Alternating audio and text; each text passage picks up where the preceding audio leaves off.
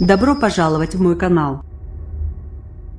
Au cours de la nuit de la Saint-Sylvestre, 1031 véhicules ont été incendiés et 510 personnes ont été interpellées en France, des chiffres en hausse par rapport à l'an dernier, a indiqué lundi le ministère de l'Intérieur dans un communiqué publié sur Twitter. La nuit de dimanche a notamment été marquée par la violente agression dont ont été victimes de policiers à Champigny-sur-Marne. Au total, le ministère de l'Intérieur a comptabilisé 8 policiers et 3 militaires de l'opération Sentinelle blessés.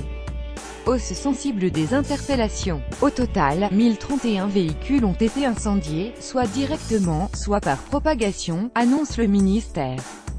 Si ce nombre demeure moins élevé qu'en 2012 1193 et 2013 1067, il est en légère hausse par rapport à l'an dernier 2016 935. Ces faits ont concerné les départements urbains traditionnellement touchés par ce phénomène, complète la place Beauvau. Concernant les arrestations, 510 personnes ont été interpellées, en augmentation sensible par rapport à l'an dernier 454 interpellations en 2016. Il en est de même du nombre de personnes placées en garde à vue durant la nuit, 349 gardes à vue en 2017, contre 301 en 2016. Le ministre de l'Intérieur Gérard Collomb sera l'invité de la matinale d'Europe 1, à 8h20 ce mardi. Il reviendra notamment sur l'agression de Champigny-sur-Marne et le déroulement de la nuit du réveillon. Des véhicules incendiés un peu partout en France, les médias régionaux ont décompté un certain nombre de voitures brûlées pendant la nuit de la Saint-Sylvestre.